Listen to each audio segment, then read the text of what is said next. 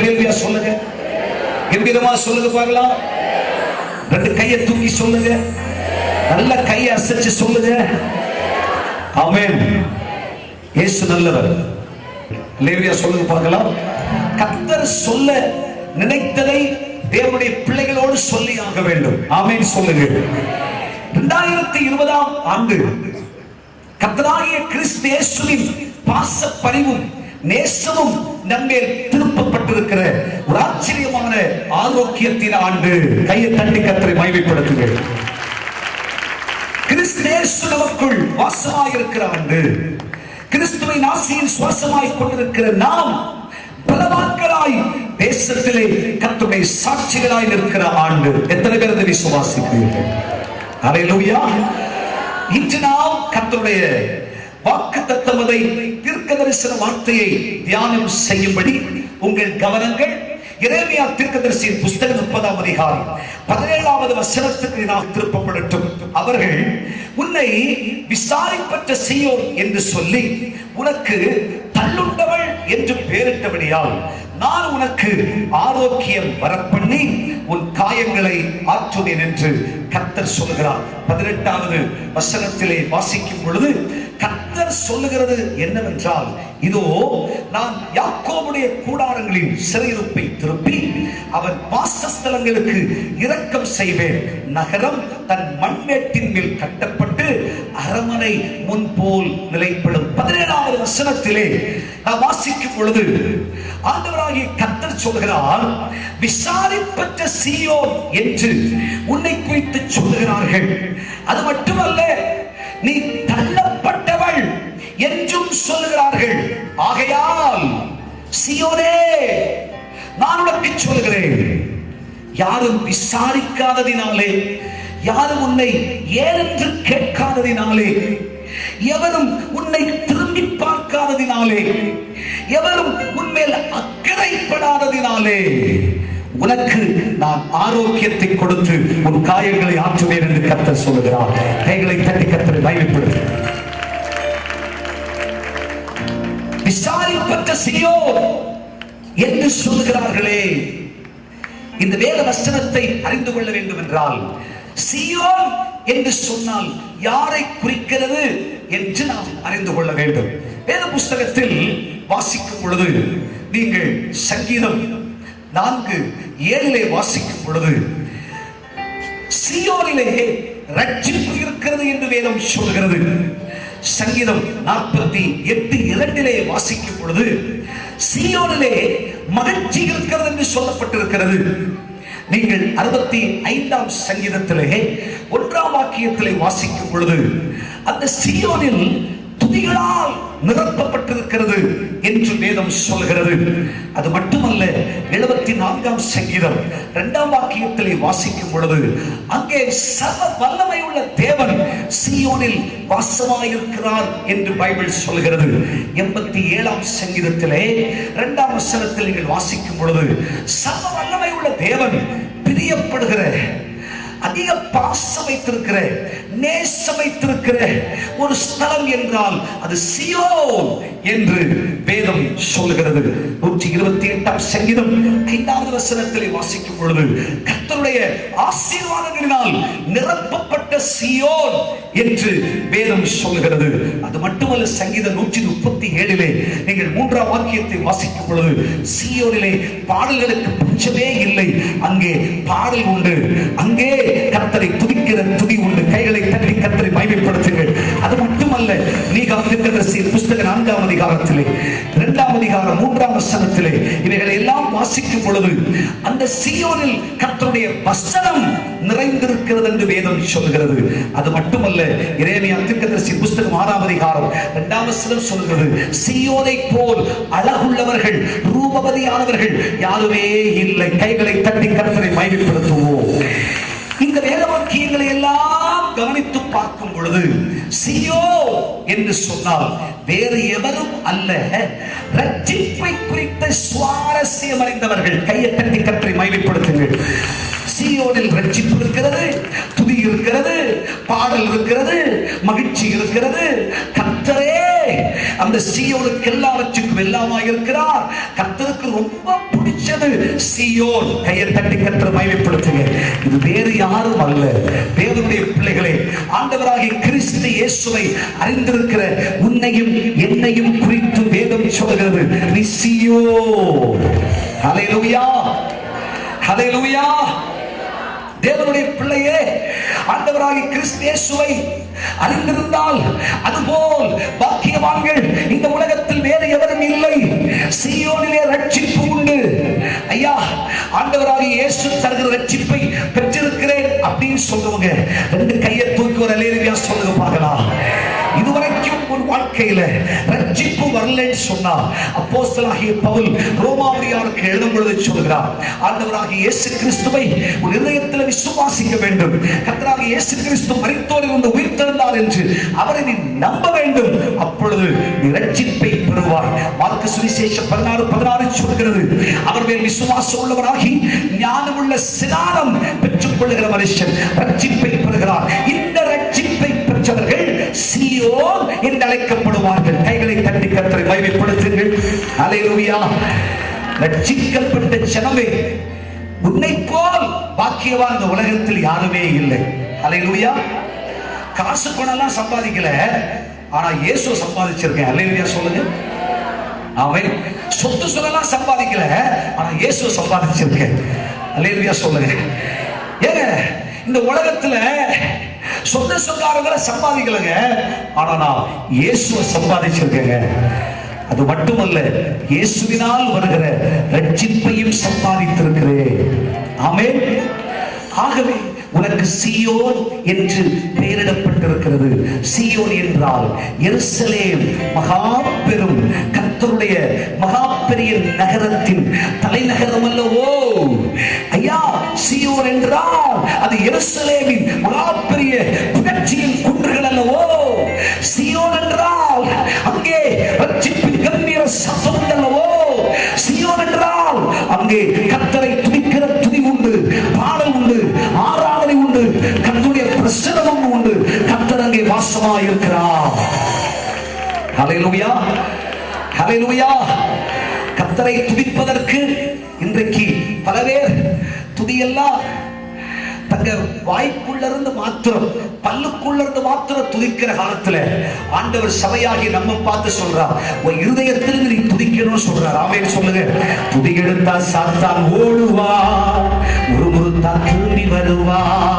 துதித்து பாடி மதிலை இடிப்போ, புகழ்ந்து பாடி எரிகோ பிடிப்போ. துதி எடுத்தா சாத்தான் ஓடுவா. நீ முறுமுறுத்தா பிறுமுறுத்தா வாயால பாடுறாவ திரும்பி வருவா. அல்லேலூயா சொல்லுங்க. அப்ப எப்படி பாடணும்? நீ மனசால பாடணும். ஆமென் சொல்லுங்க. ஹல்லேலூயா. துதிகளுக்குள்ளே அவர் வாசமாய் இருக்கிறார். ஹல்லேலூயா.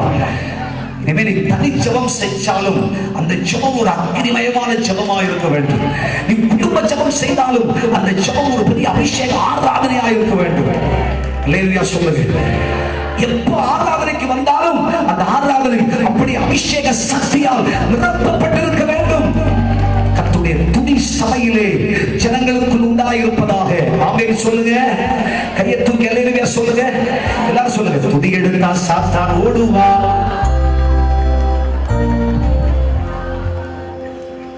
சத்தமா சொல்லுங்க. துதி எடுத்தா சாத்தான் ஓடுவா, முறுமுறுத்தா திரும்பி வருவான்.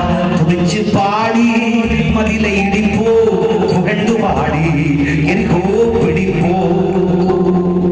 பாடலாமா? கையை தட்டலாமா? டேவிட் பாடினார், சவுலுக்கு விடுதல, கலக்கம் நீங்கியது, ஆறுதல் வந்தது. டேவிட் பாடினார், சவுலுக்கு விடுதல, கலக்கம் நீங்கியது, ஆறுதல் வந்தது. எனவே துதித்து பாடி மதிலை இடிப்போ, படுத்து பாடி எரிகோ பிடிப்போ. துதித்து பாடி மதிலை இடிப்போ, படுத்து பாடி எரிகோ பிடிப்போ.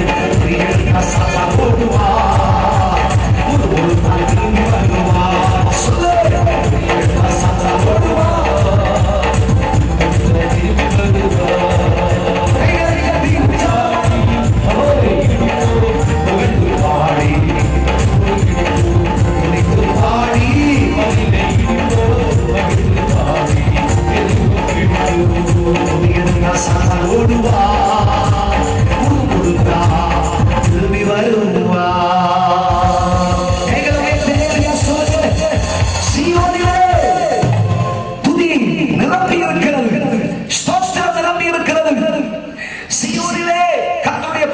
விசாரித்ததும் உண்டு. கர்த்தர் அங்கே வாசமாய் இருக்கிறார். இப்படிப்பட்ட மகிமையான சீரோ இப்பொழுது விசாரிப்பற்று போயிருக்கிறாய். எரேமியா தீர்க்கதரிசி அழகா சொல்றார், இப்பொழுது நீ விசாரிப்பற்றிருக்கிறாய். இப்பொழுதோ நீ எல்லாராலும் தள்ளுண்டவள் என்று சொல்லப்படுகிறாய். எப்படி இந்த நிலை உனக்கு உண்டாயிற்று?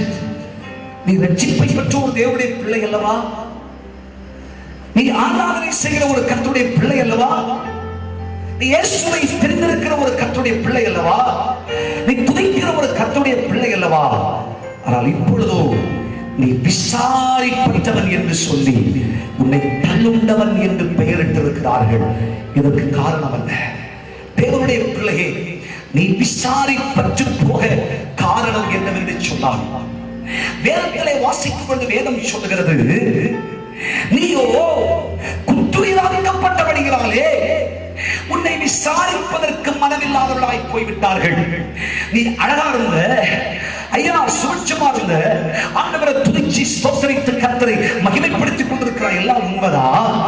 ஆனால் இப்பொழுது உடைய வாழ்க்கையில் நடந்திருக்கிற ஒரு கால சம்பவம் சாத்தானினாலே, பொல்லாதவனினாலே, கள்ளக்கையில் அகப்பட்டபடியினாலே உன் வாழ்க்கை இப்பொழுது சின்னாபின்னமாக்கப்பட்டு, வெறுமையாக்கப்பட்டு, அழிக்கப்பட்டு, நொறுக்கப்பட்டு, வேதம் சொல்கிறது, நீ புறப்படும் இந்த பயணத்திலே உன்னுடைய வஸ்திரத்தை இல்லாமலாக்கி, உன்னை அழித்து குற்றுயிராக்கி, ஐயோ சாவு கிட்டி சேர்ந்ததென்று உன்னை வீதியிலே தள்ளிவிட்டார்கள். ஆகவே நீ குற்றுயிராய் கிடப்பதினாலே ஆசாரியர் வருகிறான், கண்டுகொள்ளவில்லை. லேவியன் வருகிறான், கண்டுகொள்ளவில்லை. இன்றைக்கு விசாரிப்பற்றவன் என்று சொல்லி, இரண்டாவது தேவனுடைய பிள்ளையே, உன் சரீரத்திலே நீ பலன் இழந்து போனாய். 38 வருஷமாயிற்று நீ பெலஸ்தாவிலே படுத்து, 38 வருஷமாயிற்று உன் வாழ்க்கையின் பலவீனம் நீங்குவதற்காக நீ ஏங்கி, 38 வருஷமாயிற்று உன் சரீரத்தில் இருக்கிற கஷ்டங்கள் நீங்க நீ போராடி. ஆனால் இப்பொழுதும் உன் சரீரத்தில் பலவீனங்கள் நீங்கிற பாடில்லை, உன் சரீரத்தில் இருக்கிற நோய்கள் நீங்கிற பாடில்லை, உன் சரீரத்தில் இருக்கிற உன்னை பலட்சியப்படுத்துகிற எந்த தீங்குகளும் உன்னை விட்டு நீங்கிற பாடில்லை. ஆகையினாலே உன்னை விசாரிப்பற்றவன் என்று சொல்லி உன்னை தள்ளிவிட்டார்கள். தள்ளுண்டவள், தள்ளுண்டவன் என்று சொல்லிவிட்டார்கள்.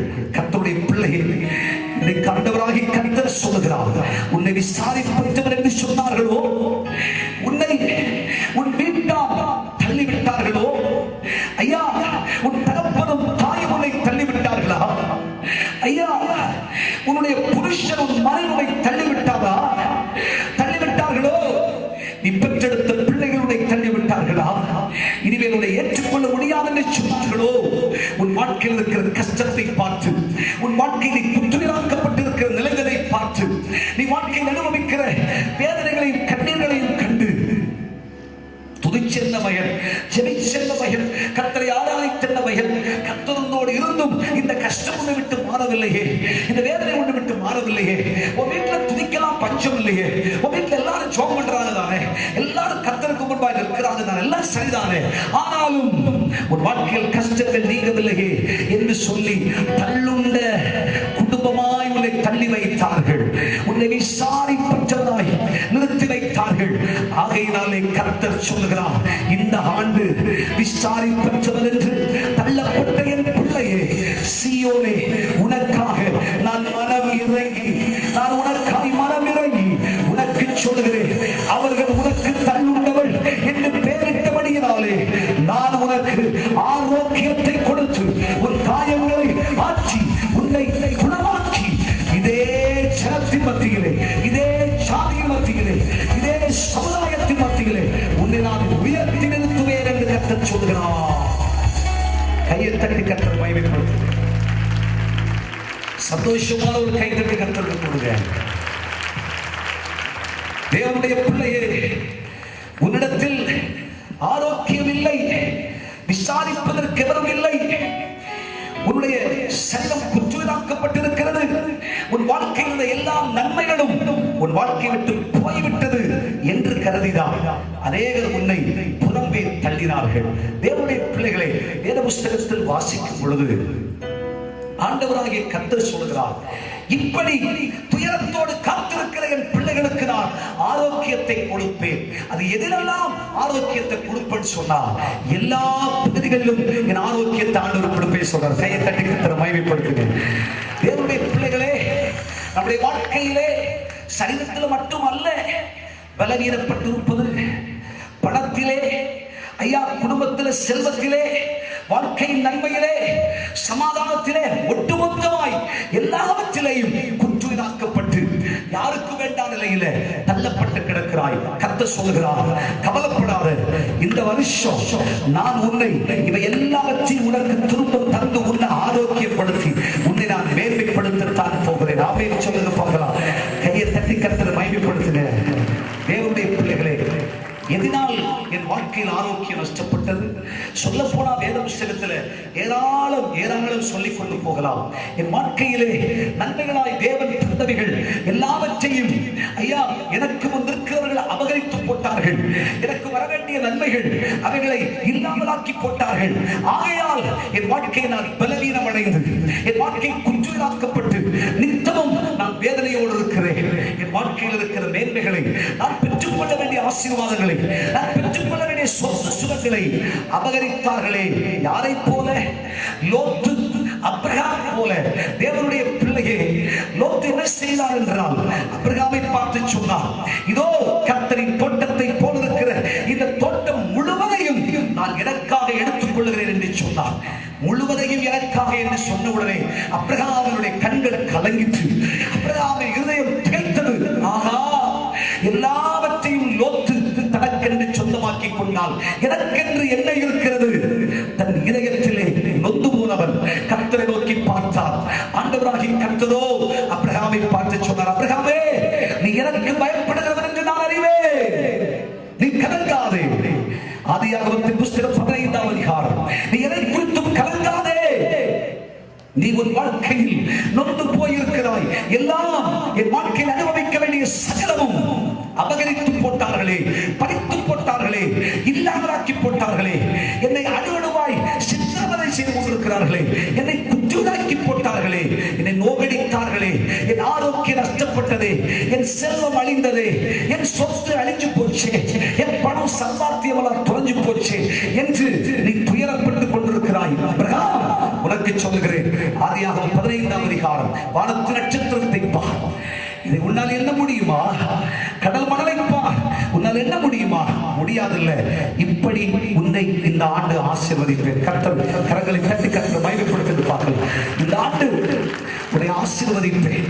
உன்னுடைய சொத்துல, சுகத்துல, மேன்மையில எல்லாம் ஆரோக்கியம் வரும். கைத்தட்டி கர்த்தரை மகிமைப்படுத்தி பார்க்கலாம். அபகரிச்சதெல்லாம் ஆண்டவர் திருப்பி கொடுக்க போகிறார்.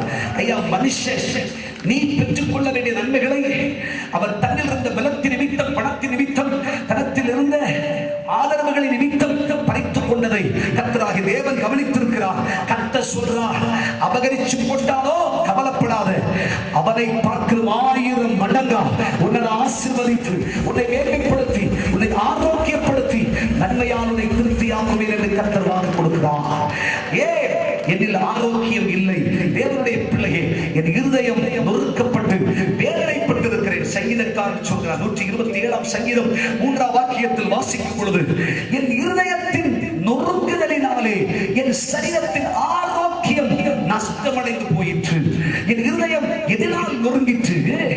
ஐயா, மனுஷன் பேசுற வார்த்தை, அல்லேலூயா சொல்லுங்க, நொறுங்குண்டதும் நறுங்குண்டதுமான ஆவி உள்ளவர்களுக்கு கர்த்தர் சமீபமாக இருக்கிறார். ஒரு இருதயம் உடைச்சு போயிருக்கு, ஒரு இருதயத்துல நொறுங்கி போயிருக்கு. ஐயா, யாராலும் பேசினா பரவாயில்லைங்க, என் வீட்டா பேசினா நான் என்னையா செய்ய? பொறுத்துக்க முடியுமா ஐயா? ஐயா, என் மனைவி பேசினா என்ன செய்ய? என் புருஷன் பேசினா என்ன செய்ய? என் பிள்ளை பேசினா என்ன செய்ய முடியும்? இருதயத்துல நொறுங்கி போய் இருதயத்தின் நொறுக்கத்தினாலே ஆரோக்கியத்தை இழந்தாய். அல்லேலூயா சொல்லுங்க. ஹல்லேலூயா. ஐயா, நல்லா இருந்தையா, நல்ல பலனா இருந்தையா, சுகமா இருந்தையா, ஐயா, நல்ல பணம், நல்ல வசதி, நல்ல வேலை, நல்ல வழிமுறை கர்த்தர் எல்லாம் எனக்கு கொடுத்திருந்தாரையா. ஆனால் பிரதர், என் வாழ்க்கையில குடும்பத்துல தாங்க முடியாத சில வேதனைகளை என் வாழ்க்கையில அனுபவிக்க ஆரம்பிச்ச பாருங்க. அது எனக்கு எதிராகி வந்த பட்டயங்களால் அல்ல, என் குடும்பத்தால் வந்த கஷ்டம், என் குடும்பத்தால் பேசப்பட்ட வார்த்தை. தெய்வ பிள்ளையே, வரவாறு உண்மைதான். ஏதோ ஒரு வார்த்தையை சொன்ன உடனே இருதயத்தை நொறுங்கி நடக்க முடியாது, கடக்க முடியாது, ஜெபிக்க முடியாது, வாழ முடியாதுன்னு சொல்லி என்னை எடுத்தோடு ஜெபிச்சான். கையை தூக்கி அல்லேலூயா சொல்லுது. கையை தூக்கி கம்பீரமா சொல்லு. கையை அசைச்சு சொல்ல பார்க்கலாம். ஐயா, தாங்க முடியாத ஒரு வார்த்தை. அந்த வார்த்தையை சொன்னதுல இருந்து மனதுக்குள்ள பிடிச்ச வியாதி, இருதயம் உடைஞ்சதுல இருந்து சரீரமும் தொலைஞ்சு, வாழ்க்கையும் தொலைஞ்சு, செல்வம், நன்மை, மேன்மை எல்லாம் தொலைஞ்சு, ஏதோ சில வார்த்தைகளால் கொடுக்கப்பட்ட காயங்கள், கஷ்டங்கள், அதனால் இருதயம் நொறுக்கப்பட்டு உடைந்து போய் இன்றைக்கு நீ வந்திருக்கிறாய். கர்த்தருடைய பிள்ளையே, உன் வீட்டால் உனக்கு எதிராய் சொன்ன வார்த்தையா, உனக்கு இணங்கினவர்கள் சொன்ன வார்த்தையா, உன் சபையார் பேசின வார்த்தையா, உன் இருதயத்தை அணுவா கொண்டு கொண்டிருக்கிறதா?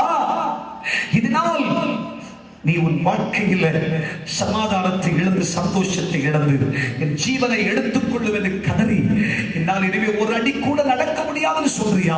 உன்னை பார்த்து கர்த்தர் சொல்லுகிறார், இன்று வாதத்தின் அப்பத்தினால் உன்னை நான் திருப்தியாக்கி, தண்ணீரினால் உன்னை நான் தாகத்தை தீர்த்து, உன்னை பலப்படுத்தி, உன்னை தைரியப்படுத்துகிறேன். நீ போக வேண்டிய தூரம் வெகு தூரம். யார் பேசினாலும் எதை குறித்து நீ கவலைப்படாத. கையை தூக்கி அல்லேலூயா சொல்லுங்க. உன்னை யார் பேசுறாங்களோ அத்தனை நேரம் உன் காலுகளை வருவான். இந்த வருஷம் எழுதி வச்சுக்க, ஆண்டவர் ஒரு அற்புதம் செய்ய போற. விசுவாசம் தான் கையை தட்டு. உன் இருதயம் உடைய பேசுறவங்களை கர்த்தர் உனக்கு முன்னாடி முழங்கால் மடக்க செய்வார். அல்லேலூயா சொல்லுங்க. எத்தனை பேர் விசுவாசிக்கிறீர்கள்? உன் இருதயத்தை உடைத்தவனை, உன் இருதயத்தை நொறுக்கினவனை, உன் இருதயம் வேதனைப்பட பேசினவனை கர்த்தர் தண்டிப்பார். கர்த்தர் உனக்கு உன்னை கொண்டு வந்து நிறுத்துவார். ஆனால் கர்த்தர் சொல்றார், இன்றைக்கு உன்னை நான் இந்த மைதானத்தில் எதற்கு கொண்டு வந்தேன் என்றால், நொறுக்கப்பட்ட உன் இருதயத்தை பலப்படுத்தி, உனக்கு ஆரோக்கியத்தை கொடுத்து, உன் காயத்தை ஆற்றி, உன்னை தைரியப்படுத்தி அனுப்புகிறேன். நீ தைரியமா புறப்பட்டு போ. இந்த வருஷம் உன் சத்துருக்களுக்கு நேரிடுவதை உன் கண் காணும், உன் சத்துருக்களுக்கு நேரிடுவதை உன் காது கேட்கும். உன்னை பேசின நாவுகள் உனக்கு முன் வெட்கப்படுவார்கள். ராமேன் சொல்லுங்க பார்க்கலாம். கைகளை அசைச்சு, கையை தட்டி பரிசுத்த ஆவியானவருக்கு ஒரு நன்றி செலுத்துங்கள். நொறுக்கப்பட்டதினாலே, வார்த்தையினால் உண்டான நொறுங்குதலினாலே என் வாழ்க்கையில் ஆரோக்கியத்தை இழந்தே.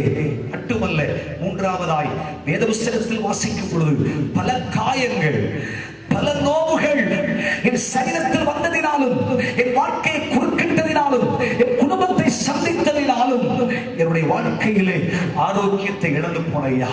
ஐயா, நல்ல சரீரம், திடீர் நடந்து போன எதிர்பாராத நேரத்துல கால் ஒரு தட்டுப்பட்டுச்சு, கால் பிராக்சர் ஆயிடுச்சு. அன்னைக்கு படுத்துறேன் பிரதர், காலில் பட்ட பலவீனம், அந்த காயம், அந்த கஷ்டம் என்னை படுக்கை வியாதியாளனாய் மாற்றிட்டு, அதுக்கப்புறம் அடுத்த காலு, அதுக்கப்புறம் அடுத்த கை, ஒன்றன் பின் ஒன்றாய் என் வாழ்க்கையில காயத்தினால் அடுகடுவான செத்துட்டேன் பிரதர். என் வாழ்க்கையில என்ன செய்யறேன்னு தெரியல. கர்த்தர் சொல்கிறார், காயம் எதனால் உண்டாயிற்று? வார்த்தையானா? இல்லை ஆபத்தினா? இல்லை இந்த உலகத்துடைய சக்திகளினாலா? இல்லை சத்துருடைய தந்திராயுதங்களினாலா? கர்த்தர் சொல்கிறார், உன் காயத்தை ஆட்சி உனக்கு ஆரோக்கியத்தை கொடுக்க போகிறேன். உடைந்து போன, நொறுங்கி போன எலும்புகளை காயம் கட்டி உன் சரீரத்தை கர்த்தர் பலப்படுத்த போகிறார். கையை தட்டி கர்த்தர் மகிமைப்படுத்து. உன் சரீரத்திற்கு ஆண்டவர் காயத்தை நீக்கி, வேதனையை நீக்கி, பலனை கொண்டு வருகிறேன் என்று சொல்கிறார். எத்தனை பேர் விசுவாசிக்கிறீர்கள்? எத்தனை பேர் விசுவாசிக்கிறீர்கள்? கடைசியில கையை தூக்குவதில்லை சொல்லிட்டு பார்க்கலாம்.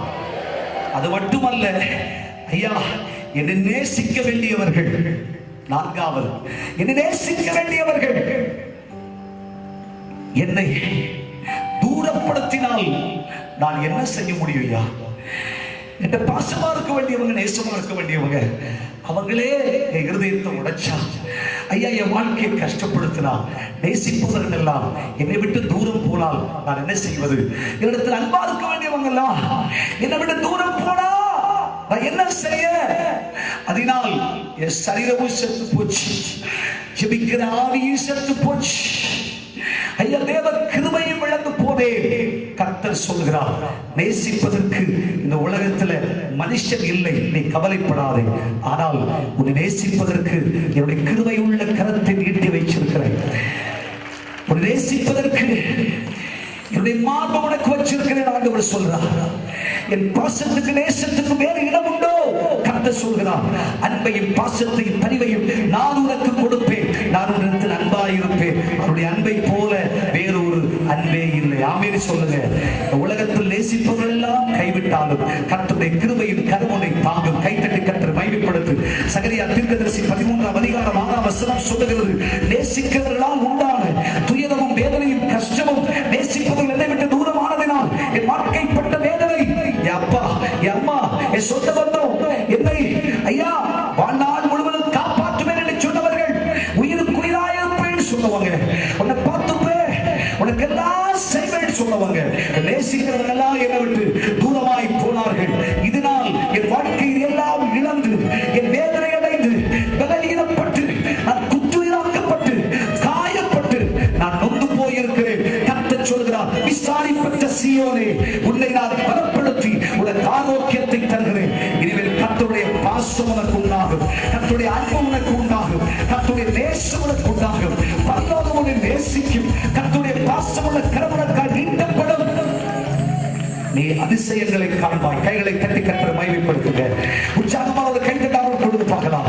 கர்த்தருடைய பிள்ளைகளே, நேசிப்பதற்கு என் வாழ்விலே நேசம் இல்லாததினாலே நான் பலவீனப்பட்டு போனேன். கர்த்தரோ உன்னை ஆரோக்கியப்படுத்துவேன் என்று சொல்கிறார்.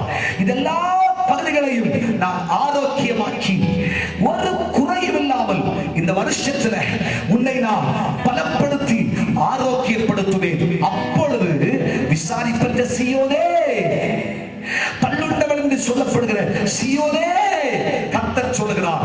ஏசாயா தீர்க்கதரிசியின் புஸ்தகத்திலே நீங்கள் வாசிக்கும் பொழுது 61ஆம் அதிகாரம் 3ஆம் வசனத்திலிருந்து வேதம் சொல்லுகிறது. வாசித்து பாருங்கள். ஏசாயா தீர்க்கதரிசியின் புஸ்தகம் 61ஆம் அதிகாரம் 3ஆம் வசனத்திலே ஒன்று பைபிள் சொல்லுகிறது, சீயோனிலே துயரப்பட்டவர்களை சீர்படுத்துவேன். கையை தட்டி கர்த்தரை மகிமைப்படுத்துங்க. கர்த்தர் உனக்கு ஆரோக்கியத்தை தரும் பொழுது உன் வாழ்க்கை சீராகும். ஒரு ஆமென் சொல்லுங்க. கர்த்தர் இந்த வருஷம் ஆரோக்கியம் தருவார். உன்னை பலவான்கள் அம்பப்போ மாற்றுவார், குளத்தை கன்றா மாற்றுவார். எதுல? சரீரத்துல மட்டுமல்ல, பணத்திலேயோ ஆண்டவர் கொழுப்பா மாற்றுவார். கைத்தட்டி கர்த்தரை மகிமைப்படுத்துங்க. செல்வத்திலே ஆண்டவர் ஆரோக்கியமாக்குவார். ஐயா, அந்த உலகத்துல எந்தெந்த பகுதிகளில் பலவீனப்பட்டிருக்கிறாயோ அந்த பகுதிகளை எல்லாம் கர்த்தர் உனக்கு ஆரோக்கியமாக்கி தருவார். கையை தட்டி கர்த்தரை மகிமைப்படுத்து. அப்படி கர்த்தர் நம்மை ஆரோக்கியப்படுத்தும் பொழுது கர்த்தர் சொல்கிறார், இனிமேல் உனக்கு துயரம் இல்லை. கர்த்தர் உன்னை சீர்படுத்தி உன் துக்கத்தை மாற்றி, உன் வேதனையை மாற்றி, உன் வாழ்க்கையில் நற்செய்தியை உண்டாக செய்வேன். எத்தனை பேர் விசுவாசிக்கிறீர்கள்? கையை தூக்கி அல்லேலூயா சொல்லுங்க. சீராக்கப்படாததெல்லாம் இந்த வருஷத்துல சீராயிடும். ஆமென். சரியாகாததெல்லாம் இந்த வருஷம் சரியாயிடும். ஆமென். குடும்பம் சரியாயிரும், வாழ்க்கை சரியாயிரும், தொழில் சரியாயிரும், ஐயா ஒரு வியாபாரம் சரியாயிரும். எல்லாம் ஆண்டவர் சீர்படுத்தி தருவார். கைகளை தட்டி நல்ல கைத்தட்டான ஒரு குடும்பம் பார்க்கலாம். ஆஹா, கர்த்தர் சொல்றார், என் ஜனமே, உன் துயரப்பட்ட காலம் முடிந்தது, நீ துக்கப்பட்ட காலம் முடிந்தது. உன்னை சீராக்கி, உன்னை மேன்மையாக்கி, இன்னும் சொல்றேன், ஒரு சரீரத்தை கூட ஆண்டவர் அழகாக்கி தருவார். கைத்தட்டி கர்த்தரை மகிமைப்படுத்து. அவை மட்டுமல்ல, ஆண்டவர் சாம்பலுக்கு பதிலாக அது சிங்காரத்தை தருவார். ஆமென். ஹல்லேலூயா. சாம்பலுக்கு பதிலாக தெய்வம் உனக்கு சிங்காரத்தை தருவார். அழகில்லாத ஒண்ணு ஆண்டவர் அழகாக்கிடுவார். ஆமென் சொல்லுங்க. நீ 100 வயது சென்றாலும் வாலிபனை போல் இருப்பார். ஹல்லேலூயா. தூக்கம் வரல, கையை தட்டி கம்பீரமா எல்லாரும் உன்னை பார்த்து கேட்பாங்க, உனக்கு எத்தனை வயசாச்சு? அல்லேலூயா சொல்லுங்க. ஆமென். நீ என்ன சொல்ல, வயசை சொல்லக்கூடாது, கொஞ்சம் என் வயசை சொல்லுங்களேன் அப்படின்னு சொல்லணும். அப்போ அவங்க கணிச்சுட்டு சொல்லுவாங்க, 27 ஆச்சோ, அல்லேலூயா சொல்லுங்களேன், 28 ஆச்சோ, 30 ஆச்சோ, நீ 100 வயது சென்றாலும் வாலிபனை போல் இருப்பாய், கர்த்தர் உன்னை அலங்கரிப்பார்.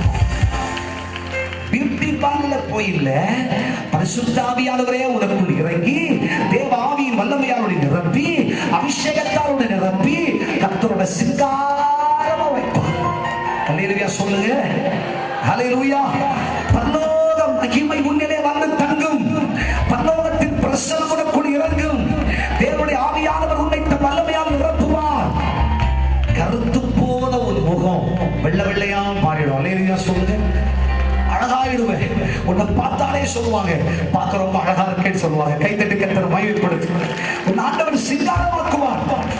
ஐயா, நீ அறியாத தெரியாத மகிழ்ச்சியை கர்த்தருக்கு கொடுத்து உன்னை பார்க்கிறவர்கள் இவ்வளவு மேன்மையா, இவ்வளவு சுகமா, இவ்வளவு அழகா, ரூபவதியே என்று சொல்வார்கள். கர்த்தருக்கு ஒரு கைத்தட்டு கொடு. ஒருவேளை சரீரம் செத்து செத்து செத்து செத்து குற்றுயிரா நீங்க வந்திருக்கலாம். இந்த புத்தாண்டு தீர்க்க தரிசன பெருவிழா முடிஞ்ச வெளியே போகும்போது நீ அழகா போ. கைத்தட்டி கர்த்தரை மகிமைப்படுத்து. ஆமென். இங்க அழகுபடுத்துகிறவர்கள் யாரும் இல்லை, அழகு நிலையங்களும் இங்க இல்லை. அல்லேலூயா சொல்லுங்க. ஆமென். அப்படியெல்லாம் போனவங்க முகம் எல்லாம் சொக்கி போச்சு. கர்த்தருக்கு ஒரு கைத்தட்டு கொடுங்க. ஆமா, வயசு 35 தான், ஆனா கிளவி மாறி இருக்காங்க. அல்லேலூயா சொல்லுங்க. ஆனா தெய்வ சமூகத்துல வந்த ஒன்றை பார்த்தா நீயோ பருப்பு பச்சை தண்ணீர் குடிச்சுக்கிட்டு இருக்க, ஆனால் உன் அழகு ஐயா ராஜாக்களை பார்க்கலும், மந்திரிமார்களை பார்க்கலும், உயர்த்தப்பட்டவர்களை பார்க்கலும், அழகு நிலையங்களுக்கு போய் வருவர்களை பார்க்கலும் உன் முகம் அவ்வளவாய் ஜொலிக்கிறது. உன் முகம் சூரியனை போல் பிரகாசிக்கிறது. சிங்காரம் தெய்வத்தால் உண்டாயிருக்கிறது. கையை தட்டி கர்த்தரை மகிமைப்படுத்து. அல்லேலூயா. எனக்கு அழகெல்லாம் நீங்க தானே, எனக்கு ஆசையெல்லாம் நீங்க தானே. இயேசு நீங்க இருக்கையில நாங்க சோர்ந்து போவதில்லை. இயேசு இருக்கையில நாங்க சோர்ந்து போவதில்லை. எனக்கு அழகெல்லாம் நீங்க தானே, எனது ஆசையெல்லாம் நீங்க தானே. இன்னைக்கு முதல் பியூட்டி பார்லர் நிறுத்துறது. அல்லேலூயா சொல்லு. ஆமென். ஹல்லேலூயா. கர்த்தர் உனக்கு தந்த அழகில் நீ வாழணும். அல்லேலூயா சொல்லுங்க. கையை தட்டு. கர்த்தருடைய ஆரோக்கியப்படுத்தி கர்த்தர் உன்னை சிங்காரமாக்கி. அல்லேலூயா சொல்லுங்க. ஆண்டவர் பாப்பாரு, என் பிள்ளைக்கு அழகு எங்க குறைவுன்னு பார்த்து அந்த அழகை ஆண்டவர் தருவார். அல்லேலூயா சொல்லுங்க. நீ இருக்கிறதெல்லாம் குறைச்சி, இருக்கிறதெல்லாம் எடுத்து, இருக்கிறதெல்லாம் சுருட்டி, இருக்கிறதெல்லாம் உருட்டி எல்லாம் உருவன் அவசியம் இல்லை. நீ இயேசுவை சார்ந்திருந்தால் போதுமானது. இயேசுவின் அழகு உனக்கு வரும். இயேசு போல அழகுள்ளவர்கள் யாருமே இல்லையே. இயேசு போல நேசரோ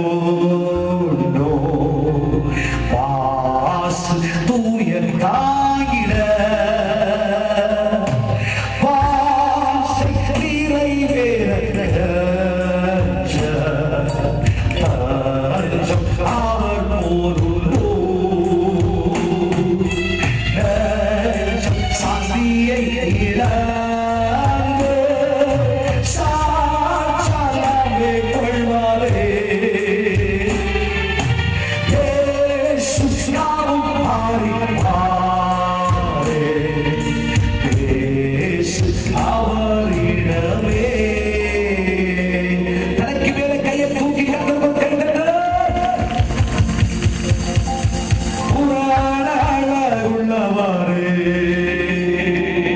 புவியில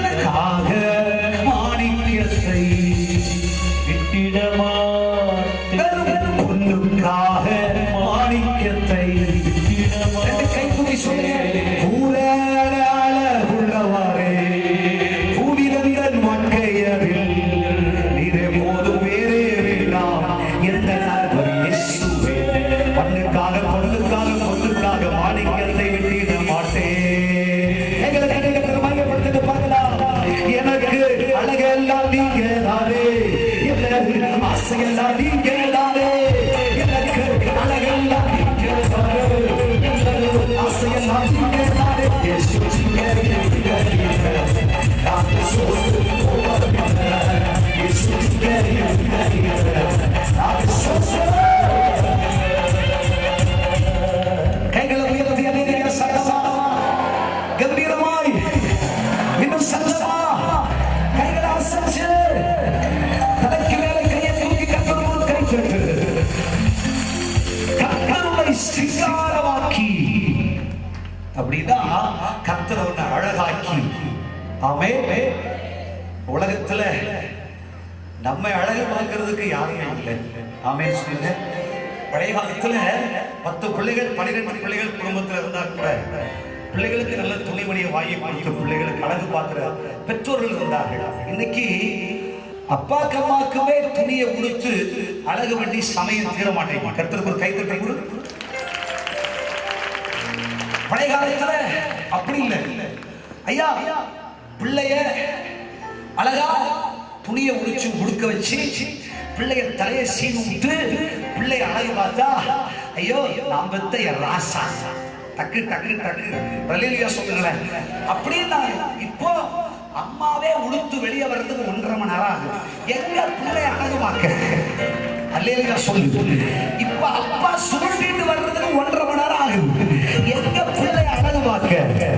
அதனாலதான் ஆண்டவர் 2020 சொல்றாரு, என் செல்ல மக்களே, ஆமென் சொல்லுங்க, என் செல்ல பிள்ளைகளே, நான் உங்களை உடுக்க வச்சு ஒரு தலையை சீவு விட்டு உன்னை அழகாக்கி உன்னை சிங்காரமாக்கி நான் பார்ப்பேன்டா. ஆமென். நம்மை அழகு பார்க்கிற ஒரு தேவன். கைகளை கட்டி கட்டுற மயில்படுத்து. அப்பா பாப்பா அப்பா நான் பத்த என் ராசாடா. கைத்தட்டி கட்டுற மயில்படுத்துங்க. நீ என் புள்ளடா, நீ சிங்கடா, முகத்தை பார்த்தா சுழிக்குதுடா. உனக்கு எதிராய் நிற்பவன் ஒரு வழியாய் வருவான், 7 வழியாய் ஓடி போவான். உனக்கு முன்னே உருவாக்கப்படும் எந்த ஆயுதம் பார்க்கிறதா? உன் சிங்காரம், உன் மகிமை, உன் அழகு உன்னை விட்டு நீங்காது நீங்காது கத்த சொல்றான். கையை தட்டி கட்டுற மகிமைப்படுத்து. ஆமென். எத்தனை பேர் விசுவாசிக்கிறீர்கள்? அது மட்டுமல்ல, பைபிள் சொல்லுது, ஆண்டவராகிய கர்த்தரோ உனக்கு துயரத்திற்கு பதிலாக ஆனந்த தைலத்தை கொடுப்பார். அல்லேலூயா சொல்லுங்க. ஐயா, என் சங்கடங்களுக்கு பதிலாக என் ஆண்டவர் ஆனந்த தைலத்தை கொடுப்பார்.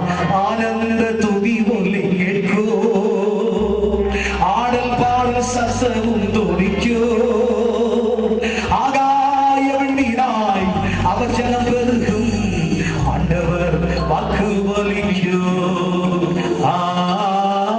ஆகாய வெண்ணீராய் அவர் ஜனம் பெருகும், ஆண்டவர் வாக்கு பலிக்கும். கையை தூக்கி ஆகாய வெண்ணீராய் அவர் ஜனம் பெருகும், ஆண்டவர் வாக்கு பலிக்கும். ஆனந்த துதி ஒலி கேட்கோ, ஆடல் பாடல் சத்தமும் தொடிக்கோ, ஆகாய வெண்ணீராய் அவர் ஜனம் பெருகும், ஆண்டவர் வாக்கு பலிக்கோ. ஆகாய வெண்ணீராய் அவர் ஜனம் பெருகும், ஆண்டவர் வாக்கு பலிக்கோ. கர்த்தருக்காய் கொடுப்போம், கர்த்தர் நம்மை ஆசீர்வதிப்பார். ஜீசஸ், நன்றி இயேசு சுவாமி. மகிமை இறங்கி வருவதால் பிரசன்னத்தினால் எங்கள் அனைவரையும் நிரப்புக சுவாமி. கிருபை கிருபை நேசரே, நன்றி நன்றி. மகிமைப்படுத்துவேன் என்றாலே மகிமையின் வாசஸ்தரீரே, அங்காத புகழ் உண்டாகோ, ஆட்சி பெற்று எங்கிடுவோரே. முருகிட மாட்டோம், முஞ்சிட மாட்டோம், தரையில்லா தேவனை பார்த்து. முருகிட மாட்டோம், முஞ்சிட மாட்டோம், தரையில்லா தேவனை பார்த்து. ஆனந்த துதி ஒலி கேட்கோ,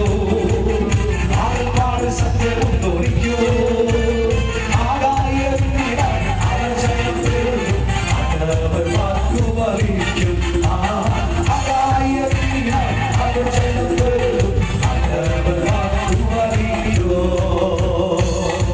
ஆமென். Thank you Lord. எல்லாரும் கர்த்தருக்கு கொடுத்தவர்கள் கையை தட்டிட மாட்டலாம். Yes, Jesus. நன்றி.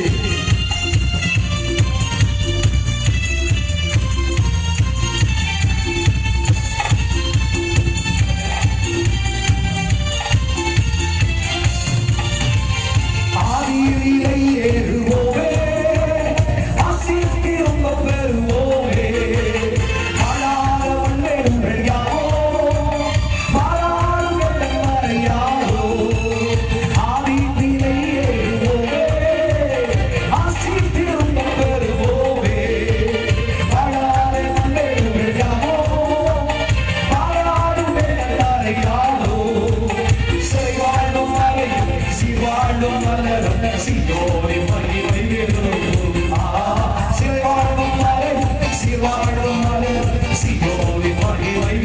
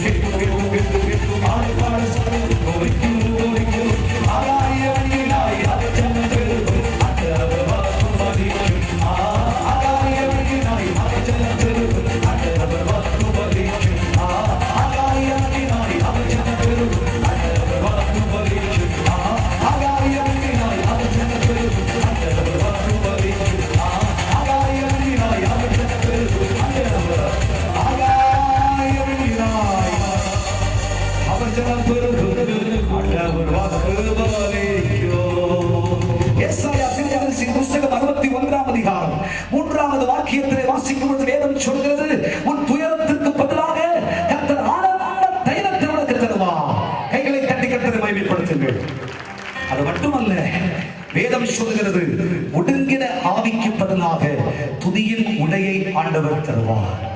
அல்லேலூயா. நீ ஒடுங்கிற நாட்கள், நீ நிறுக்கப்பட்ட நாட்கள், நீ அநேக நாள் புறக்கணிக்கப்பட்டு ஐயா உபத்திரவத்தை சந்தித்துக் கொண்டு என்னால் ஒன்றும் ஆகாது என்று நீ மறைந்து ஒளிந்திருந்த நாட்களுக்கு பதிலாக என் கர்த்தராகிய தெய்வம் துதியின் ஆடையை உனக்கு தருவார். அல்லேலூயா சொல்லுங்க. அல்லேலூயா. துதி துதி இயேசுவை துதி துதி, துதிகளின் தேவனை துதி துதி, இஸ்ரவேலின் தேவன் பரிசுத்தர், இஸ்ரவேலின் தேவன் வல்ல மீட்பர், இஸ்ரவேலின் தேவன் மகாராஜா, அந்த ராஜாவுக்கு பிள்ளை நீ துதி துதி. கையை தட்டி கர்த்தர் மகிமைப்படுத்துங்க பார்க்கலாம். ஐயா ஒடுக்கத்தின் ஆவிக்கு பதிலாக கர்த்தரோட துதியின் ஆவியை கொடுப்பார். எக்காலத்திலும் கர்த்தரை ஸ்தோத்திரிப்பேன், அவர் துதி எப்போதும் என் வாயில் இருக்கும். எல்லாரும் சொல்லுங்க. கர்த்தரை நான் சத்தமா, கர்த்தரை நான் சத்தமா, கர்த்தரை நான் எக்காலத்திலும் எக்காலத்திலும் ஸ்தோத்திரிப்பேன். அவர் துதி. ஆயத் திறந்தாதான் அற்புதம் நடக்கும். அவர் துதி, அவர் துதி. சொல்லுங்க, அவர் துதி. நல்ல வாய் திறந்து சொல்லுங்க, அவர் துதி எப்போதும், எந்த காலத்திலும் எந்த நேரத்திலும் தட்டியால் உம்மை நான் துதிப்பேன். இயேசுவே உம்மை நான் துதிப்பேன் துதிப்பேன், வேளையிலும் துதிப்பேன். இயேசுவே உம்மை நான் துதிப்பேன் துதிப்பேன், வேளையிலும் துதிப்பேன். ஆதியும் நீரே, அந்தமும் நீரே, ஜோதியும் நீரே, என் சொந்தமும் நீரே. நினைச்சு அப்படியே கண்ணை அப்படியே உருட்டி உருட்டி உருட்டி உருட்டி பார்த்துட்டா பாட்டை பாடிடுறாரா தூக்கம் கலைஞ்சிருது. அல்லேலூயா சொல்லுங்களேன். கையை தட்டி உற்சாகமா, சும்மா பாடல, சுவாரஸ்யமா பாடுறேன். கர்த்தருக்கு ஒரு கை தட்டு கொடுங்க. சந்தோஷம் உள்ளவர்கள் பாட்டு பாடுகிறவர்கள். அல்லேலூயா சொல்லுங்க. வாழ்க்கையில் 1000 துக்கம் இருக்கலாம், 1000 பிரச்சனை இருக்கலாம், 1000 கஷ்டம் இருக்கலாம், 1000 வேதனை இருக்கலாம், துயரம். 2020 என்று சொல்வது கர்த்தர் உனக்கு கொடுத்திருக்கிற மனமகிழ்ச்சியின் மேன்மையும் ஆரோக்கியம் நிறைந்த ஆண்டு. கையை தட்டி கர்த்தரை மகிமைப்படுத்துங்க. ஆகையால் ஆதியும் நீரே, அந்தமும் நீரே, ஜோதியும் நீரே, என் சொந்தமும் நீரே. எந்த காலத்திலும் எந்த நேரத்திலும் நன்றியால் உம்மை நான் துதிப்பேன். கைகளை தட்டி இயேசுவே துதிப்பேன், வேளையிலோ துதிப்பேன். சமண சிங்கரே அவரே துதிப்பேன், எந்த வேளையிலும் துதிப்பேன். வாழ்விலும் நீரே, வாழ்விலும் நீரே, பாதையும் நீரே, பாதையும் நீரே, வாழ்விலும் நீரே, வாழ்விலும் நீரே, இயேசுவே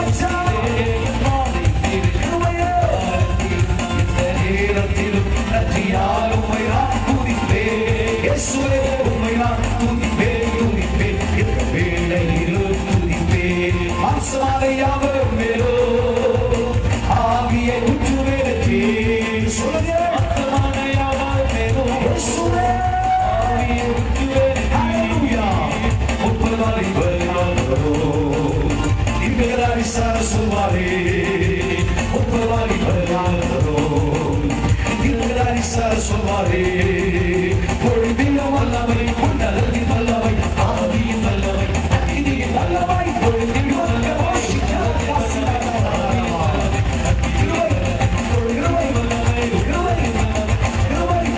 கரங்களை கட்டி கரங்களை துணி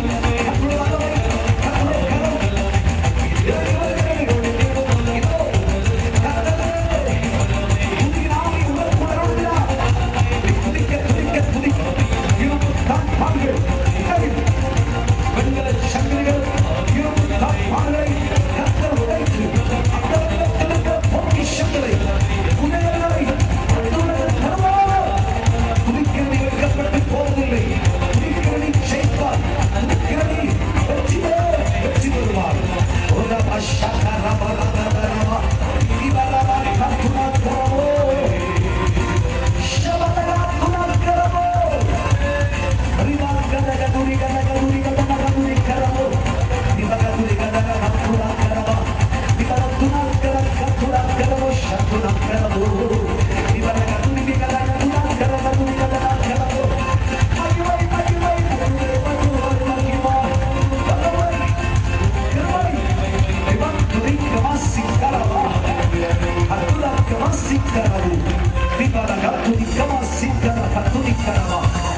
துதிக்கிற ஜனம், செபிக்கிற ஜனம், என்னை ஆராதிக்கிற ஜனம் இந்த ஆண்டிலே புதையல்களையும் பொக்கிஷங்களையும் நீங்கள் பெற்றுக் கொள்வீர்கள்.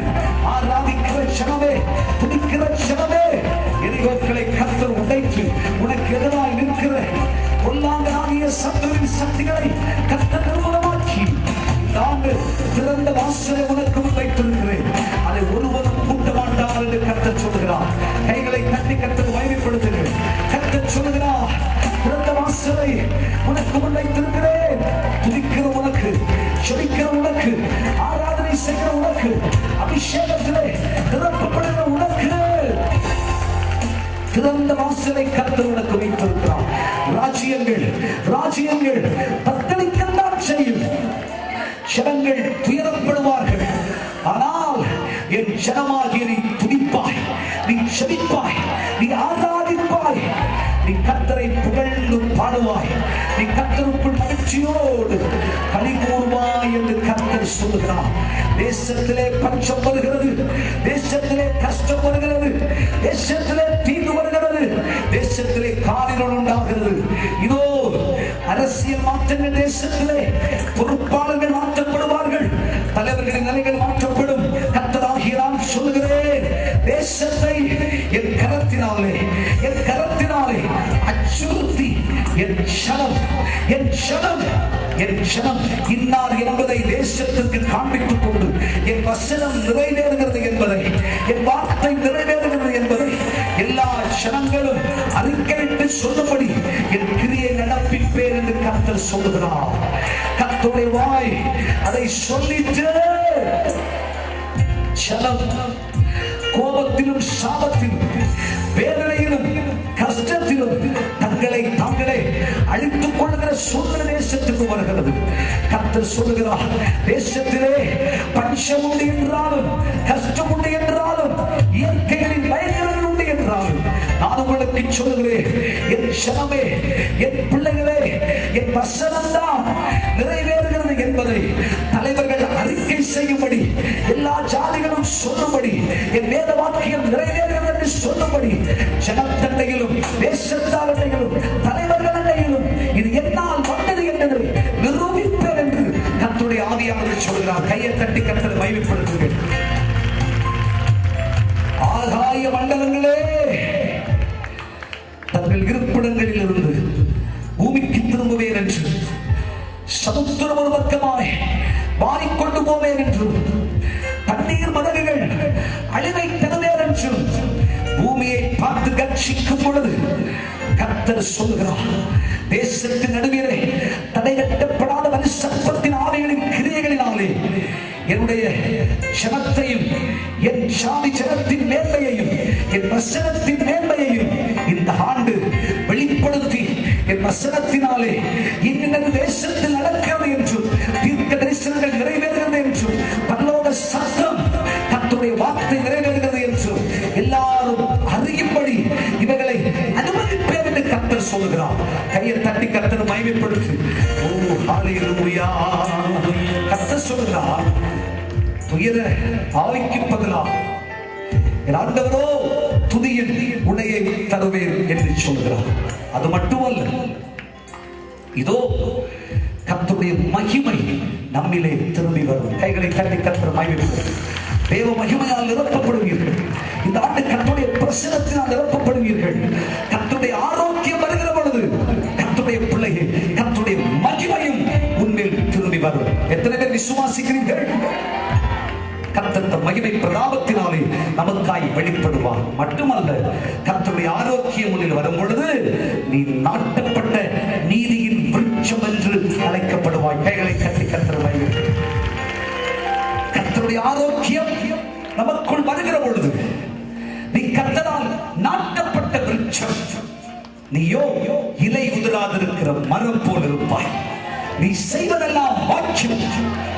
இனிமே கர்த்தரை உறுதியா ஒரு இடத்துல நாட்டி வச்சிருப்பார். உனக்கு விலாசம் சொல்ல ஒரு இடம் உண்டு, விலாசம் சொல்வதற்கு ஒரு நிலை உண்டு. கர்த்தர் சொல்லுகிறார், நாட்டப்பட்ட விருட்சம். அவன் சொல்லுங்க, உன்னிலிருந்து கர்த்தர் மகிமை நிறைந்த கனிகளை புறப்படப்பட்டு வைப்பார். கையை தட்டி கர்த்தரை மகிமைப்படுத்துங்க பாருங்க. இந்த நீதியின் விருட்சத்தின் மேன்மை என்ன தெரியுமா? வேத புஸ்தகத்தில் வாசிக்கும் பொழுது வெளிப்படுத்துகிற விசேஷம் 22ஆம் அதிகாரம் 2வது வசனம் சொல்லுகிறது. வெளிப்படுத்துகிற விசேஷம் 22ஆம் அதிகாரம் 2வது வசனத்தில் வாசிக்கும் பொழுது, நகரத்திற்கு வீதியின் மத்தியிலும் நதியின் இரு கரையிலும் 12 விதமான கனிகளை தரும் ஜீவ விருட்சம் இருந்தது. அது வருஷத்திற்கு ஒரு முறை அல்ல, அது மாதந்தோறும் தன் கனியை கொடுக்கும். அந்த விருட்சத்தின் இலைகள் ஜனங்கள் ஆரோக்கியம் அடைவதற்கு ஏதுவாக இருக்கும். கையை தட்டி கர்த்தரை மகிமைப்படுத்திருப்பாங்க. ஆண்டவர் சொல்றார், நீதியின் விருட்சம் எனப்படுவாய். இந்த விருட்சத்தை ஆண்டவர் சொல்றார், இது இரு நதிக்கரையிலே, பரிசுத்த ஆவியாகிய நதிக்கரையிலே நடப்பட்டு 12 விதமான கனிகளை தரும். கையை தூக்கி அல்லேலூயா சொல்லுங்க. ஜனவரி மாதத்திலிருந்து fruitful life கர்த்தர் உனக்கு தரப் போறார். கர்த்தருக்கு ஒரு கை தட்டு. கனி நிறைந்த வாழ்க்கை. சும்மா இல்லை, பலமானதெல்லாம் முடிச்சு. அல்லேலூயா சொல்லுங்க. கனி நிறைந்த வாழ்க்கை, சும்மா இருக்கிற வாழ்க்கை அல்ல, கனி நிறைந்த வாழ்க்கை ஆண்டவர் கொடுப்பார். அது ஆண்டவர் அழகா சொல்றார் பாத்தீங்களா? அது மாதந்தோறும் கனி தரும். கைதட்டி கர்த்தரை மகிமைப்படுத்துங்க. இது அர்த்தம் என்ன தெரியுமா? மாதந்தோறும் ஆண்டவர் ஒவ்வொரு வார்த்தையால, வசனத்தால, வாக்குத்தத்தத்தால நம்ம நிரப்புவார். 1ஆம் தேதி கர்த்தருக்கு ஒரு கை தட்டு கொடுங்க. இந்த 12 மாதமும் நீ கர்த்தருடைய ஆரோக்கியத்தை பெற்றுக்கொண்டு 12 மாதமும் கர்த்தர் கொடுக்கிற கனிகளை கொடுப்பாய். நாட்டப்பட்ட விருட்சத்தை ஒரு நாள் இங்க நட்டு அதை புடுங்கி இன்னொரு இடத்துல இன்னொரு நாள் நட்டுக்கிட்டு, ஐயா வருஷம் முழுதும் 365 நாளும் 365 இடத்துல நட்டு வச்சாச்சுன்னா அது கனி கொடுக்காது. அதனாலதான் ஆண்டவர் சொல்றார், ஒரு இடத்துல ஒன்ன நாட்டி. கர்த்தருக்கு ஒரு கை தட்டு கொடுங்க. ஊரெல்லாம் நட்டல்ல. அல்லேலூயா சொல்லுங்க. கர்த்தருடைய சமூகம் சபையில, கர்த்தருடைய சமூகத்திலே கர்த்தருடைய நட்டு, கர்த்தர் உனக்கு ஆவியின் மகிமையை உனக்கு தந்து உன்னிலே கனிகள் புறப்பட செய்து மாதந்தோறும் நீ கர்த்தருக்கு கனி கொடுப்பாய். உன் விருட்சத்தின் இலைகள், அல்லேலூயா சொல்லுங்க. இலைன்னா வசனம். அல்லேலூயா சொல்லுங்க. இந்த வசனம், இந்த இலை உனக்குள் ஆரோக்கியத்தை கொடுத்துக் கொண்டே இருக்கும். ஆமென். இதுக்கு அர்த்தம் என்னன்னா, அடுத்த புத்தாண்டு தீர்க்கதரிசன ஆராதனைக்கு நீங்கள் வரும் பொழுது நீங்க எல்லாரும் 10 கிலோ வெயிட் கூடியிருப்பீங்க. கர்த்தருக்கு ஒரு கை தட்டு.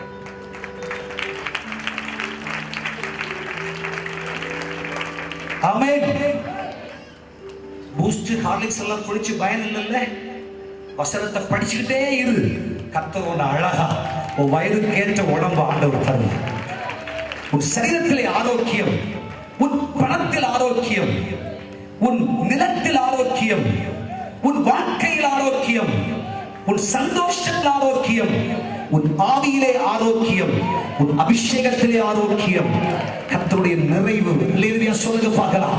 எல்லாவற்றிலேயும் கர்த்தர் மாதந்தோறும் உன் ஆரோக்கியப்படுத்தி கைகளை தட்டி கர்த்தரை மகிமைப்படுத்துங்க.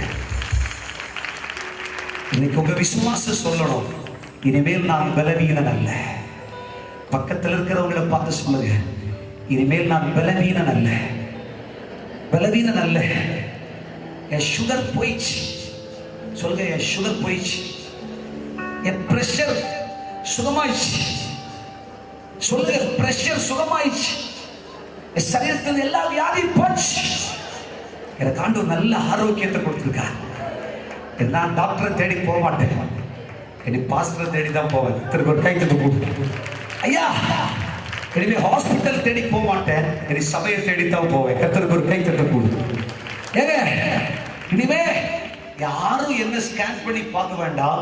பரிசுத்த ஆவியானவரே என்ன ஸ்கேன் பண்ணி என்ன பிரச்சனை இருக்கிறதோ, என்ன பலவீனம் இருக்கிறதோ அதுக்கு ஆண்டவர் ட்ரீட்மெண்ட் செஞ்சு மாதத்தோறும் இந்த இலைகளால் என் சரீரம் ஆரோக்கியம் அடைந்து, என் சரீரம் ஆரோக்கியம் அடைந்து பலவான் கையில் உள்ள அம்மை போல் இருப்பேன். யாக்கோபே வேர்வற்றி பூ பூத்து காய்த்து நீ கனி தருவாய். தேசமெல்லாம் நீ நிரப்புவாய். உன் இலைகள் அவ்வளவு பச்சை பசேர் என்று இருக்கும். நீ அவ்வளவு செழிப்பாய் இருப்பாய். நீ அவ்வளவு கொழுமையாக இருப்பாய். உன் பஞ்சம் முடிந்தது, உன் கஷ்டம் தீர்ந்தது, உன் வனாந்தரம் முடிந்தது, உன் வறட்சி முடிந்தது. கர்த்தர் உனக்கு மேய்ப்பராய் இருப்பார். நீ தாட்சி அடைவதில்லை. உன்னை புரியுள்ள இடங்களில் வைப்பார். அமர்ந்த தண்ணீர் அன்னைக்கு கொண்டு போவார். அவர் கோலும் தனியுடை தேற்று. கர்த்தரே உனக்கு ஆதரவாய் இருப்பார். கையை தட்டி கர்த்தர் மகிமைப்படுத்தியிருப்பார்களாம். கர்த்தருடைய சமூகத்தில் நாட்டப்பட்ட நீதியின் விருட்சம் என்று நீ சொல்லப்படுவாய். சாவில்லை. அல்லேலூயா சொல்லுங்க. குடும்பத்துல சாவு வந்துடும் பயந்துறாரு. சாவ கர்த்தர் விலக்கி வச்சுட்டு கர்த்தருக்கு ஒரு கை தட்டு கொடுக்குது. ஆண்டவர் சொல்றார், இந்த வீட்டுல சாவு நுழையக்கூடாதுன்னு சொல்றார். கர்த்தர் சொல்றார், வியாதியே பலவீனமே, இன்னையோட உன் வேலையை முடிச்சுக்கோ. இனிமே நீ பிள்ளைகளை தொடக்கூடாதுன்னு சொல்ற. நம்பிக்கிறதா கை தட்டி கர்த்தர் மகிமை. உனக்கு இனிமே ஆக்சிடென்ட் வராது. அல்லேலூயா சொல்லு. 2020 நீ பார்த்து போடு, பதமா போனோம். ஆனா நீ மகிமையா கம்பீரமா போடும். கர்த்தருக்கு ஒரு கை தட்டா கொடு. கர்த்தர் அநேகருக்கு புதிய வாகனங்களை கொடுக்க போகிறார். கையை தட்டி கர்த்தர் மகிமைப்படுத்துகிறேன்.